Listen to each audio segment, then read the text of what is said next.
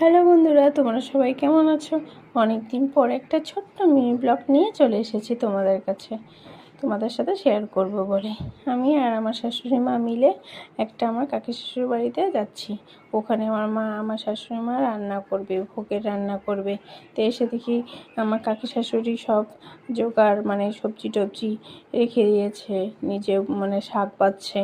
আর আমার কাকা শ্বশুর যেখানে রান্না হবে ওখানে রৌদ্র আসে তো ছাদের দিয়ে, তাই পর্দা লাগাচ্ছে।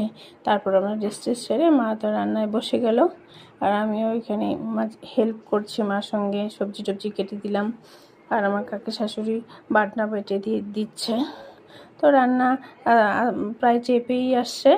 আমি তার ফাঁকে আমার কাকি শাশুড়ি বাড়ির ছাদে দেখি কি সুন্দর সুন্দর গাছ লাগিয়েছে।